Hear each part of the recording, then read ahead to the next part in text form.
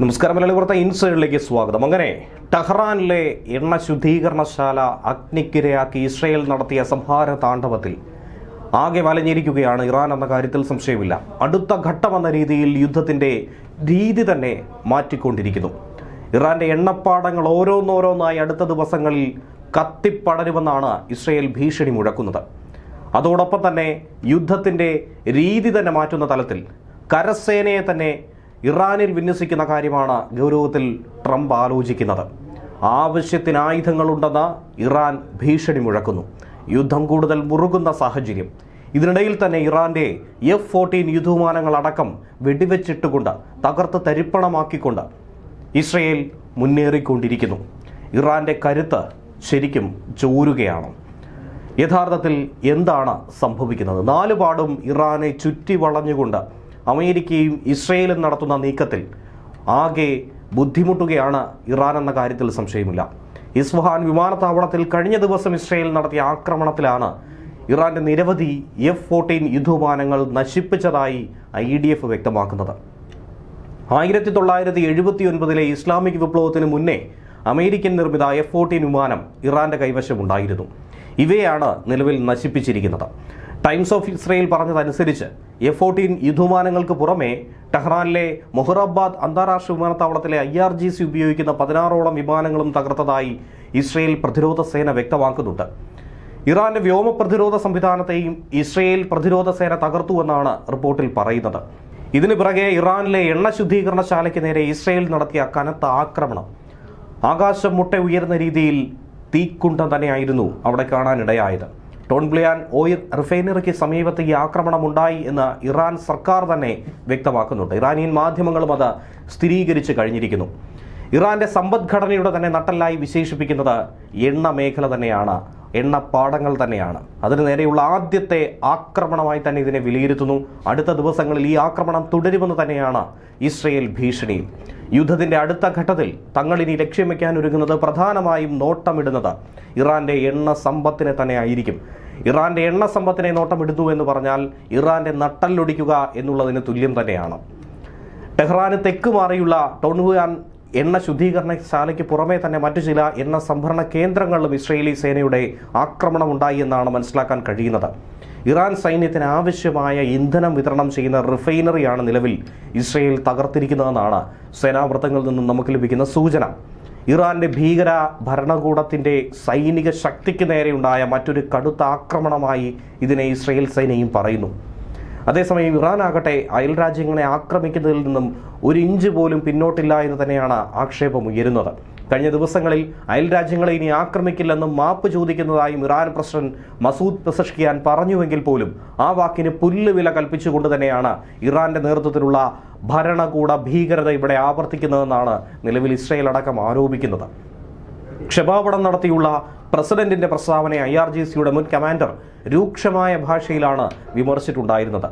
ഒരു കാരണവശാലും അംഗീകരിക്കാൻ കഴിയുന്നതല്ല, ഇതൊരു യുദ്ധമാണ്, അതിനിടയിൽ ക്ഷമാപണത്തിനുള്ള സമയമില്ല എന്ന് തന്നെയാണ് IRGC കമാൻഡറുടെ വാക്കുകളിലൂടെ മനസ്സിലാക്കേണ്ടത്. നിയമമേധാവിയും പരമോന്നത നേതാവിന്റെ അധികാരങ്ങൾ വഹിക്കുന്ന 3 അംഗ കൗൺസിലിലെ അംഗവുമായിട്ടുള്ള മുഹ്സിനി ഇജയിയും പ്രസിഡന്റ് പ്രസ്താവനയെ തിരുത്തി രംഗത്ത് വന്ന ഒരു സാഹചര്യം ഉണ്ടായിരുന്നു. ചില രാജ്യങ്ങളുടെ പ്രദേശങ്ങൾ ഇറാനെ ആക്രമിക്കാൻ ഉപയോഗിക്കുന്നു, അതുകൊണ്ട് പ്രത്യാക്രമണം എന്ന രീതിയിൽ ഈ ആക്രമണങ്ങൾ തുടർന്നുകൊണ്ടേയിരിക്കുമെന്നാണ് അദ്ദേഹം പ്രതികരിച്ചത്. ഇസ്രയേലും US-ഉം സംയുക്തമായി തന്നെ ഇറാനെ ആക്രമിച്ചതിന് പിറകെ പരമോന്നത നേതാവ് ആയത്തുള്ള അലി ഖമനേയി കൊല്ലപ്പെട്ടതിന് ശേഷം ഉടലെടുത്ത ഈ യുദ്ധം അതൊരു സമ്പൂർണ്ണ യുദ്ധത്തിലേക്ക് കടക്കുന്നു എന്ന് വേണം മനസ്സിലാക്കേണ്ടത്.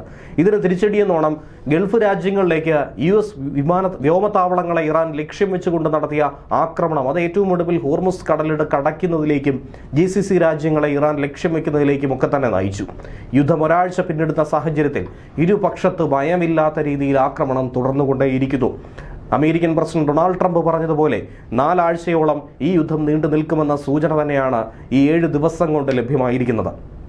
അതിനിടയിൽ തന്നെ വ്യോമാക്രമണം എന്നുള്ളത് മാറി ഇനി നാവികാക്രമണത്തിലേക്ക് കടക്കുന്നു. നാവികസേനയും പങ്കെടുക്കുന്നു. മറുഭാഗത്തായി അമേരിക്കൻ സേനയെ ഇറാൻ മണ്ണിൽ വിന്യസിക്കാനായി അമേരിക്കൻ പ്രസിഡന്റ് ഡൊണാൾഡ് ട്രംപ് ഒരു സ്വകാര്യ യോഗത്തിൽ തന്നെ താൽപര്യം പ്രകടിപ്പിച്ചുവെന്നാണ് സൈനിക വൃത്തങ്ങളിൽ നിന്ന് ലഭിക്കുന്ന സൂചന. യുദ്ധാനന്തര ഇറാനെക്കുറിച്ചുള്ള തന്റെ സ്വപ്നങ്ങൾ വാചാലമാക്കിക്കൊണ്ട് പ്രസിഡന്റ് ട്രംപ് പറഞ്ഞ ചില കാര്യങ്ങളാണ് ഇതിന് ആധാരമായിട്ടുള്ളത്. തൻ്റെ സ്വപ്നങ്ങൾ സാക്ഷാത്കരിക്കണമെങ്കിൽ അതിന് കരസേന എത്തിയേ തീരൂ എന്നാണ് അമേരിക്കൻ പ്രസിഡന്റ് വൈറ്റ് ഹൗസിലെ ഉപദേഷ്ടാക്കളോട് പറഞ്ഞിരിക്കുന്നത്. വെനസ്വലയെ നിയന്ത്രിക്കുന്നത് പോലെ യുദ്ധാനന്തര ഇറാനെ നിയന്ത്രിക്കാൻ തങ്ങൾക്ക് കഴിയുമെന്ന് ട്രംപ് പ്രത്യാശ പ്രകടിപ്പിക്കുന്നു. പൂർണ്ണതോതിലുള്ള ഒരു അധിനിവേശം എന്ന രീതിയിലല്ല അതിനെ നോക്കി കാണേണ്ടത്. തന്ത്രപരമായ ചില ആവശ്യങ്ങൾക്ക് കുറച്ച് സൈന്യത്തെ വിന്യസിക്കുന്നു, അതിലൂടെ നേട്ടങ്ങൾ നേടിയെടുക്കുന്നു. ഇതുവരെ വ്യോമനാവിക പോരാട്ടങ്ങൾ മാത്രമേ നാം നടത്തിയിട്ടുള്ളൂവെങ്കിൽ ഇനി കരയുദ്ധത്തിലേക്ക് കടക്കാമെന്നാണ് ട്രംപിന്റെ മുന്നറിയിപ്പ്. കരസേനയെ വിന്യസിച്ചാൽ 2021 അഫ്ഗാനിസ്ഥാനിൽ നിന്ന് പിന്മാറിയതിനു ശേഷം ഇതാദ്യമായിട്ടായിരിക്കും അമേരിക്കൻ സൈന്യം മറ്റൊരു വിദേശ മണ്ണിലേക്ക് കാലുകുത്തുന്നതായി നമുക്ക് പറയാൻ കഴിയുന്നത്. ഖമനേയിയുടെ പിൻഗാമിയെ തിരഞ്ഞെടുക്കുന്നതിൽ അമേരിക്കയ്ക്കും പങ്കുണ്ടാവണമെന്ന ആവശ്യത്തിൽ ട്രംപ് ഇപ്പോഴും അടിയുറച്ചു നിൽക്കുന്നുണ്ട്. ഇസ്രയേലിനും അമേരിക്കയ്ക്കും അഭിമിതനായ ഒരു വ്യക്തിയാണെങ്കിൽ ജനാധിപത്യ രീതിയിൽ അല്ലാതെ തിരഞ്ഞെടുക്കുന്ന വ്യക്തിയായിരുന്നാലും തങ്ങൾ അംഗീകരിക്കുമെന്നാണ് അദ്ദേഹം വ്യക്തമാക്കിയത്. അതിനിടെ വൈകിയാണെങ്കിൽ പോലും മേഖലയിലേക്ക് 2 വിമാനവാഹിനി കപ്പലുകളെ കൂടി അയക്കാനായി നിലവിൽ തീരുമാനിച്ചിരിക്കുന്ന ബ്രിട്ടീഷ് പ്രധാനമന്ത്രി കെയർ സ്റ്റാമറിന്റെ പ്രതികരണത്തിൽ സമൂഹ മാധ്യമത്തിലൂടെ പരിഹസിച്ചുകൊണ്ട് ട്രംപ് രംഗത്ത് വന്നിട്ടുണ്ട്. ഇപ്പോൾ 2 വിമാനവാഹിനി കപ്പലുകളെ ബ്രിട്ടൻ അയക്കുന്നുണ്ടെന്നും വിജയിച്ചു കഴിഞ്ഞ യുദ്ധത്തിൽ കൂടുതൽ ആളുകൾ തങ്ങൾക്കൊപ്പം ചേരേണ്ട ആവശ്യമില്ല എന്നുകൂടിയാണ് ട്രംപ് പരിഹസിക്കുന്നത്. ഏതായാലും തങ്ങളുടെ എക്കാലത്തെയും വലിയ സഖ്യകക്ഷി വൈകിയെങ്കിലും കാര്യങ്ങൾ മനസ്സിലാക്കിയതിൽ സന്തോഷമുണ്ടെന്നാണ് ട്രംപ് പറയുന്നത്. ഇന്നലെ ഇസ്രയേലിന് നേർക്ക് കടുത്ത ആക്രമണമാണ് ഒരു ഭാഗത്ത് കണ്ടത്. ഹിസ്ബുള്ളയുടെ റോക്കറ്റ് ആക്രമണവും ഇറാന്റെ ബലിസ്റ്റിക് മിസൈൽ ആക്രമണവും ഏതാണ്ട് ഒരേ സമയത്തായിരുന്നു ഇത് രണ്ടും സംഭവിച്ചത്. വടക്കൻ ഇസ്രയേലിലെ ഹൈഫ മേഖലയിൽ പ്രധാനപ്പെട്ട നഗരങ്ങളെ ലക്ഷ്യം വെച്ചായിരുന്നു ഈ ആക്രമണം.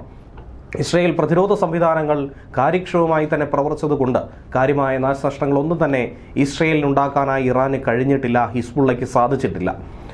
തകർത്ത ഇറാന്റെ ഡ്രോണിന്റെ ചില അവശിഷ്ടങ്ങൾ ദുബായിലെ ഒരു ആഡംബര അമ്പരചുംബയ്ക്ക് സമീപം വീണതായി ചില വാർത്തകൾ പുറത്തു വന്നു. അതിൽ ഒരാൾ കൊല്ലപ്പെട്ടു എന്നുകൂടി മനസ്സിലാക്കുന്നു. ഔദ്യോഗിക സ്ഥിരീകരണം പുറത്തു വന്നു. 88 നിലകളുള്ള മരീന ടവറിന് മുകളിലാണ് ഈ ഡ്രോൺ അവശിഷ്ടങ്ങൾ വീണത്. അതേസമയം മിഡിൽ ഈസ്റ്റിലുടനീളമുള്ള അമേരിക്കൻ സൈനിക സന്നാഹങ്ങളെയും സംവിധാനങ്ങളെയും ആക്രമിക്കാൻ റഷ്യ ഇറാനുമായി ചേർന്നുകൊണ്ട് ചില രഹസ്യാന്വേഷണ വിവരങ്ങൾ പങ്കിടുന്നുവെന്ന വാർത്ത കഴിഞ്ഞ ദിവസവും പുറത്തു വന്നതായിരുന്നു.